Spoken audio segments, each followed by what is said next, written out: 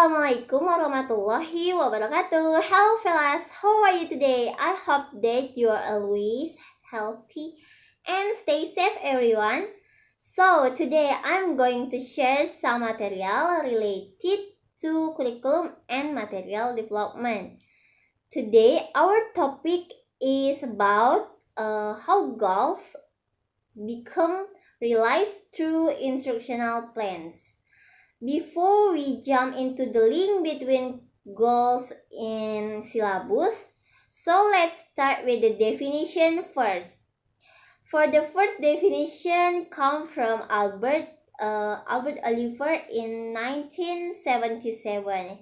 He concluded that curriculum is an educational program of school.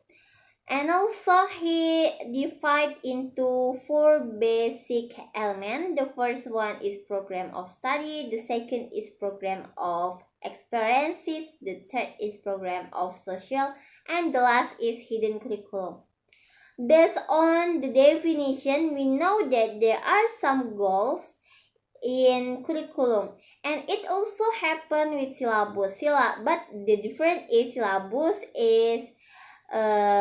is a basic way and also provide some ways and in instructional plans to gain the output of the learning process.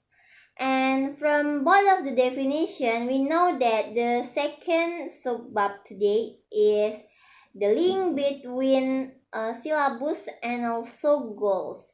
And we know that syllabus is into a curriculum, and we as a teacher or as a learner, we can't know the output and how the program learning is success or no if we don't know the output of student.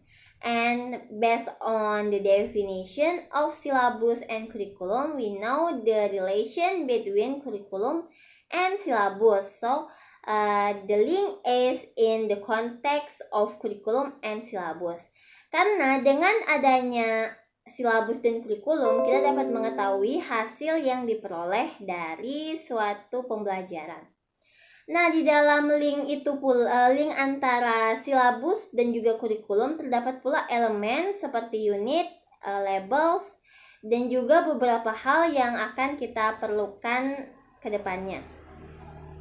Nah, sebelum memulai untuk membuat suatu silabus, bagi lesson course designer penting untuk menanyakan hal-hal apa yang bakal menjadi pertanyaan ke depannya bagi seorang siswa dalam melihat suatu kurikulum atau tujuan suatu kurikulum, yakni melalui bahasa atau language. Nah, menggunakan bahasa apa yang digunakan di dalam kurikulum yang bentuknya menyerupai sebuah abstrak.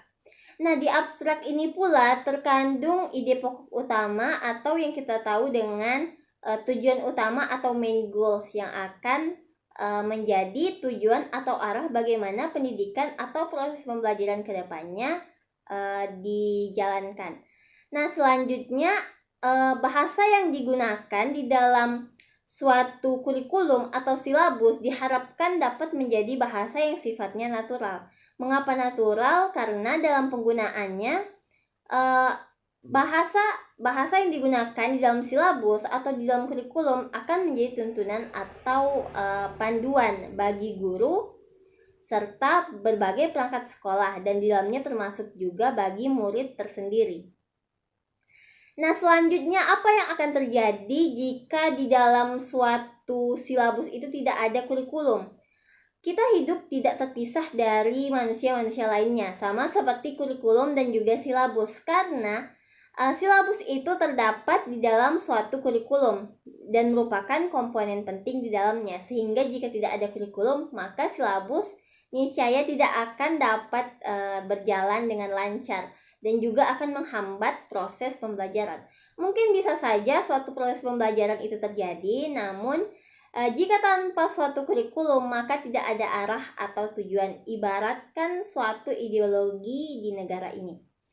Nah, selanjutnya Jika kita sudah mengetahui apa saja dampak, apa saja akibat atau efek yang akan ditimbulkan because hanya ada silabus tanpa suatu kurikulum, maka kita pula dapat mengetahui betapa pentingnya silabus dan kurikulum.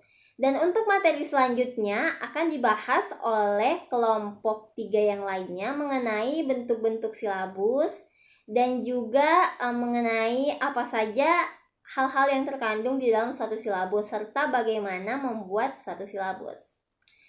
So in the end of the word, stay healthy and thank you for watching me. Wassalamualaikum warahmatullahi wabarakatuh.